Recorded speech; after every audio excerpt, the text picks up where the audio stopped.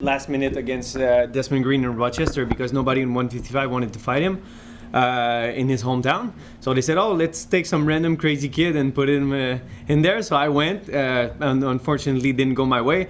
Now they say, okay, but let's fight the king of Busan in Busan. I'm like, okay, let's go. It's Duo Choi. I've been looking up to him for so many years. So let's go, let's do it. I got my win, and then fighting a top 20 guy in Andre Fili. And coming off a split decision. So yeah, even though I'm 1-2, the UFC, I think they really enjoyed what I bring to the table. Absolutely. Talk about that last one. As you said, a top 20 guy, an established veteran, close fight, man. How did you feel about your performance there? Were you okay with the result? Were you a little frustrated? What did you think? Many people said I won, but for me, those takedowns are costing me a lot of points. I lost against all my 3 losses. I've never been outfought, outstriked, or outskilled, or either submit or knockout. I've always been outpointed at last minute by takedown. So I need to be smarter with my approach coming in to this fight, because this fight, people are saying, oh, you're fighting a striker, it's going to be standing up. No, if you want to beat Charles, you got to take him to the ground. So I have to be more smart in my approach. So instead of being a machine gun, I need to be more of a sniper. And I really enjoyed watching Israel Adesanya, the way he was a striker and how smart he was. So it's a big inspiration for us to have a champion like him in the UFC. Is that difficult to make that adjustments? Because I hear, sometimes like, hey, it's that excitement that got you to the dance. Yeah. That's what got you there. Is it difficult to then kind of rein it back in a little bit? Absolutely. So I think if I wouldn't have lost against Fili, if the split decision would have been my way, I wouldn't have made the changes I made during those weeks of training. I changed physical preparation. I thought being a fighter was enough, but when you're in the UFC, you need to be an athlete. You need to be smart. You have to be more than just wildfire and letting it out. So yeah, I'm more calm. And during we never did that. We filmed our sparring, and I tried to be as flamboyant as I could, but as relax as I could at the same time. And at first it was terrible. I couldn't do it. I was like, no, if we're sparring, I'm trying to take your head off, throwing spinning shit, falling to the ground, and just jumping kicks, flying knees, and this and that. And then I was like, okay, but when I'm doing that flashy stuff, I have a tendency to get taken down. So I need to relax a bit. But it's weird. I have to stay myself. I need to stay true to what got me to the dance, like you said, but I need to be more reserved on some stuff. It's awesome. Talk to me about this matchup. I mean, this is the first time, like you said, I guess, so you're the A side or whatever. But I mean, this is the new guy, right? He's the one that's trying to get settled in the organization a little bit. So what do you feel when they came to you with this matchup? What do you think about it? It's a first for me, career-wise. I never fought someone who had less experience than me. Every time I was, I was a double champion in TKO, always calling out those guys with more experience, more this, more that, more fights. All the dangerous guy that nobody wanted to fight, and got my way with them. And now it's the first time in my career I'm fighting. I'm the A side. I'm the favorite. I'm I think 5-1, which is something crazy.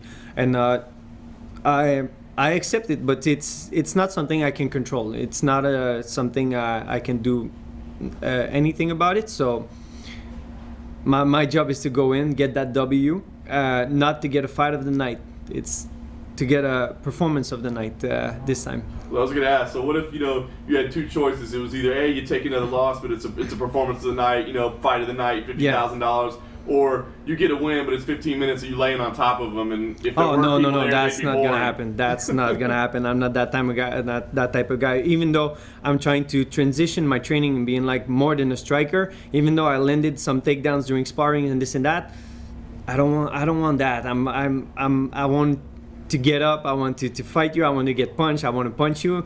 Of course, I need to be relaxed on getting punched, because I want to have a big career. But when I take those guys down when I was sparring, I would always get up and start like pounding on them and just, okay, now get up.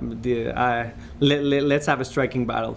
Nice. So last thing for me, I mean, that's obvious. You're really thinking this through. You're making the adjustments. So what do you think we see out of this? I mean, what adjustments are people going to be able to look at and go, yeah, it's working. He's doing what he wanted to do. Yeah, of course. When the UFC gave me that opponent, it was like, okay, you need to show us that you're a professional and you belong to the dance. And I need to, like I said, stay flamboyant, stay myself, but being more patient with stuff and make sure I don't get taken down. That's my A thing. Like the plan is go in, of course, outstrike him, but don't get taken down. yeah, don't get taken down. Sorry, my English is floppy a little. It's pretty damn good. Thank you. You were talking about making adjustments in training to help you refine this style. What exactly do those adjustments look like? Do you have your coaches screaming at you every time you start to get too reckless, or do you have to take a moment to stop and reset?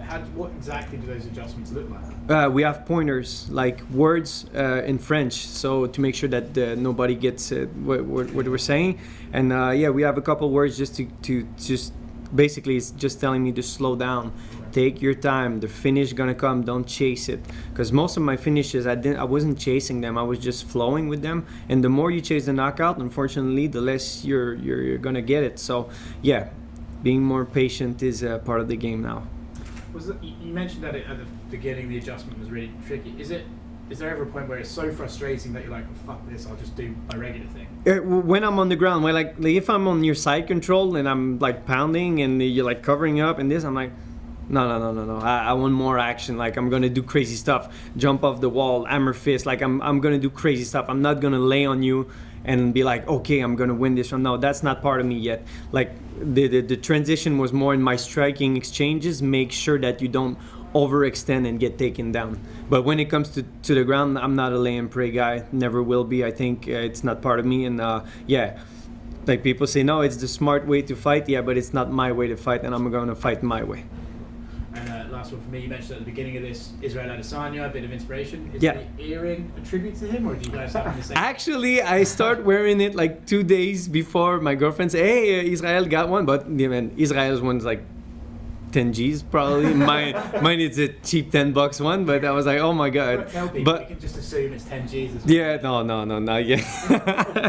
No, so yeah, of course I'm inspired by him. He's like me, he's a dweeb. He likes Naruto, Dragon Ball, all those type of stuff. So I can identify myself a lot with him personality-wise. I'm not saying we're similar, but I really enjoyed, and I think we are very privileged to have a champion like him in the UFC.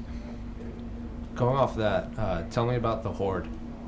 Oh, the Horde. Yeah, I'm a big WoW player, man. Of course, I've been playing WoW for so many years now. Like the only time during camps or whatever is when I just log into my computer and just start playing WoW.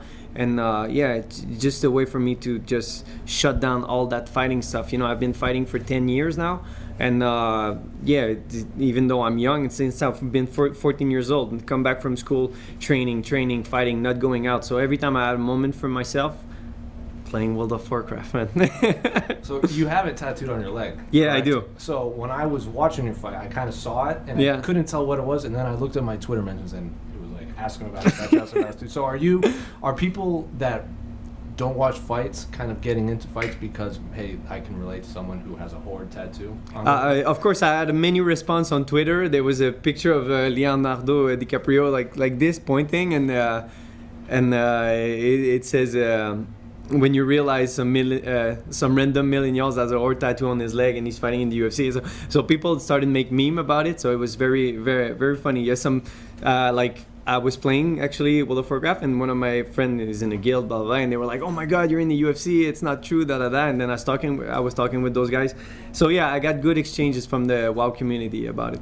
Does anyone talk shit to you, not knowing you're a UFC fighter, and then you're like, "Hey, I'm a professional fighter"? Online, kind of yeah. Online, you mean no? The WoW community is pretty cool, and everybody's like dweeb and relaxed. So yeah, I'm not getting beef. Or I'm gonna duel them, but my paladin is too strong, so. That's a good answer. Hey Charles, Yes, sir. Mate.